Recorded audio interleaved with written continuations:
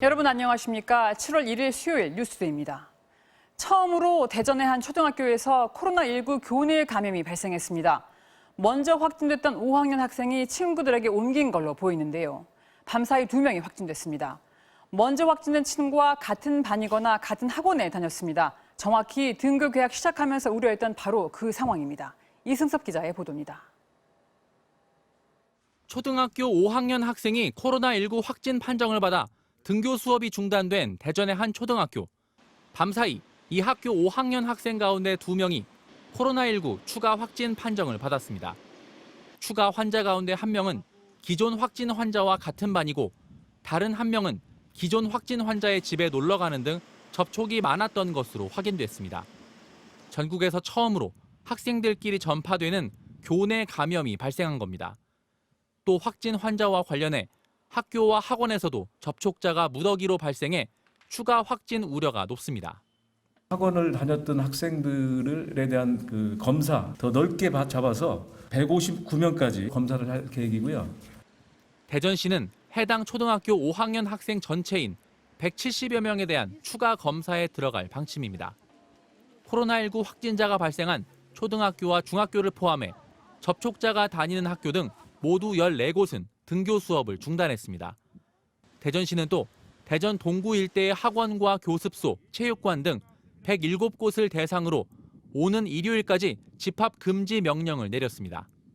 동구, 효동, 천동, 가오동 지역에 소재하고 있는 학원, 교습소 91곳과 주로 학생들이 많이 이용하는 체육 도장업 16개소가 되겠습니다. 특히 지난 주말을 전후해 대전에서 발생한 확진 환자 16명 가운데 12명이 감염 경로가 파악되지 않았고 원인을 알 수 없는 감염도 잇따라 산발적 감염이 확산하고 있습니다. 대전시는 오늘부터 유흥주점 등 고위험 시설 3천여 곳을 비롯해 백화점을 비롯한 다중 이용 시설에서도 마스크 착용 등 방역 수칙을 지키지 않으면 벌금을 부과하기로 했습니다. 또 학부모들에게 이번 주까지 자녀의 학원 등원을 자제해달라고 당부하는 한편 학교와 학원에서도 마스크 착용과 거리 두기에 동참해달라고 다시 한번 호소했습니다. MBC 뉴스 이승섭입니다. 미국에서 젊은이들을 중심으로 코로나19 확진자가 급증하고 있습니다. 미국 보건당국은 통제가 불가능한 상황이 올 수 있다고 심각한 우려를 표했고 경제 활동을 다시 중단한 주도 들고 있습니다. 남재현 기자가 보도합니다. 미국 미시간 주립대학 인근의 한 술집. 젊은 인파로 가득한데 마스크를 낀 사람을 찾아보기 힘듭니다. 지난달 12일부터 20일 사이 이 술집을 다녀간 107명이 코로나19 확진 판정을 받았습니다.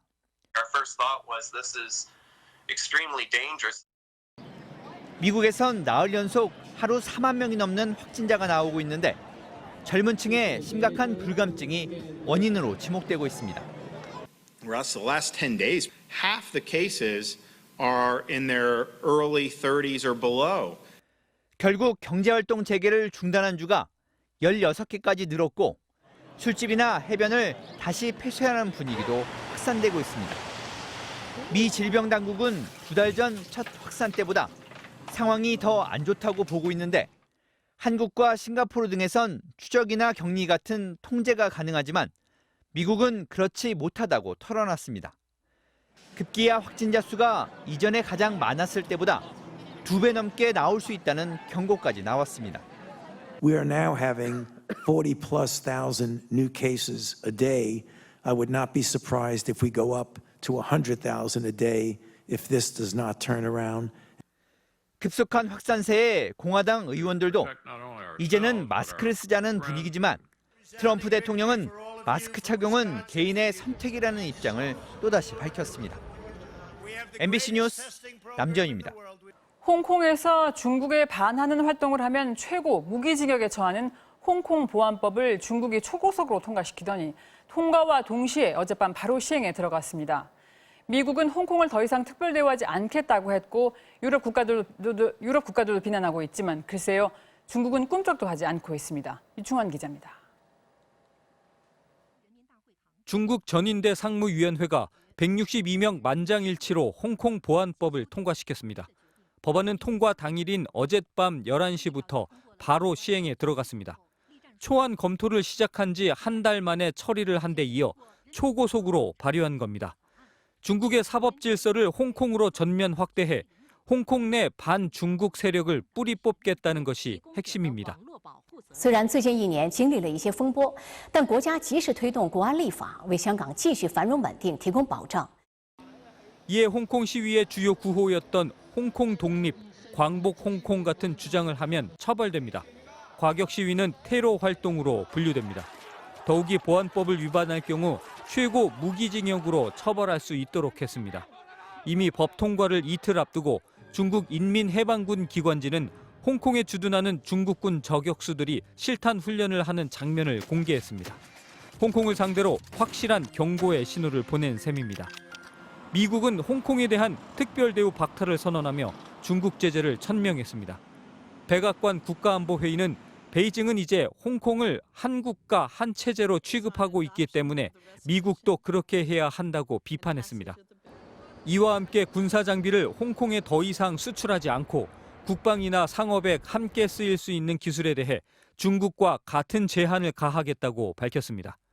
이러한 가운데 미국 연방통신위원회는 중국 통신장비업체 화웨이와 중싱통신을 국가 안보에 대한 위협으로 공식 지정했습니다. 이에 따라 미국 기업들이 이들 회사로부터 장비를 사들이기 위해 정부 보조금을 사용하는 것이 금지됩니다. 영국을 비롯한 서방 국가들 또한 일제히 홍콩 보안법 통과를 비판했습니다.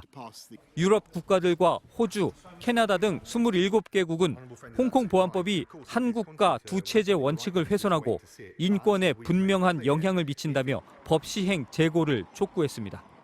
MBC 뉴스 유충환입니다. 청와대가 신임 통일부 장관 임명과 관련해 최근 더불어민주당 원내대표를 지낸 사선 중진 이인영 의원에 대한 인사검증에 들어간 것으로 확인됐습니다. 또 청와대 국가안보실장과 국정원장을 함께 교체해서 집권 후반기 외교안보 라인을 구축할 것으로 보입니다. 조국현 기자입니다. 청와대가 통일부 장관으로 더불어민주당 이인영 의원에 대한 인사검증 절차에 착수한 것으로 확인됐습니다. MBC 취재를 종합하면 이 의원은 최근 국무위원 후보자 검증 동의서에 서명하고 검증에 필요한 자료 제출을 준비하고 있는 것으로 파악됐습니다.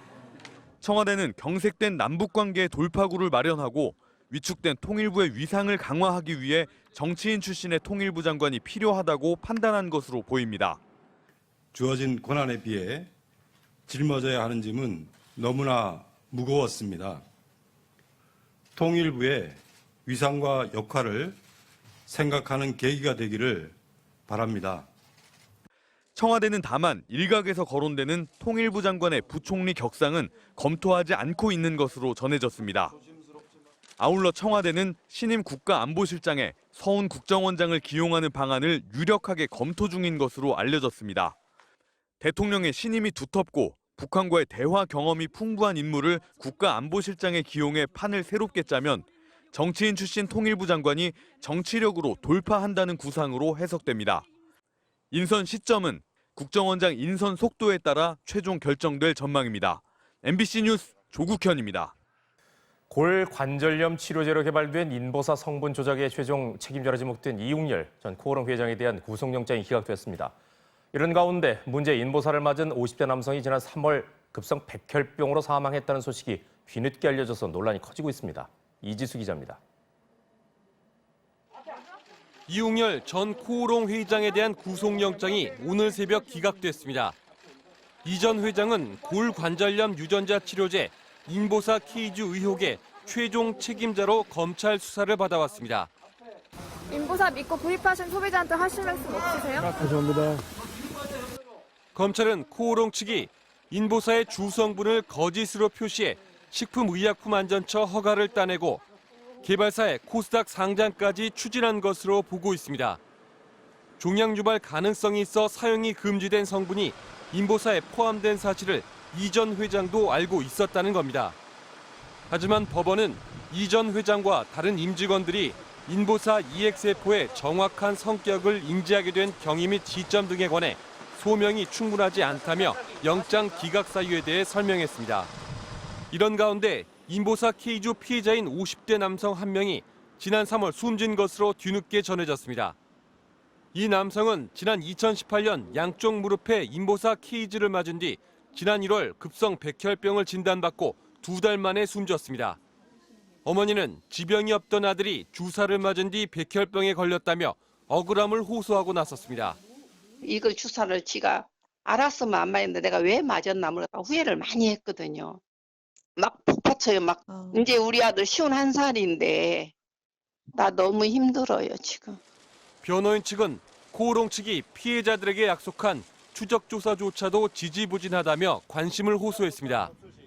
인보사 투약과 이 급성 백혈병이라는 질병하고의 인과관계를 과학적으로 밝혀내야 하는데 사실상 신장세포가 사람 몸에 들어갔을 때 어떻게 발현되는지에 대한 연구 결과가 없기 때문에 인보사를 개발한 코오롱 티슈진 등을 상대로 소송을 제기한 피해자는 900여 명에 이릅니다. MBC 뉴스 이지수입니다.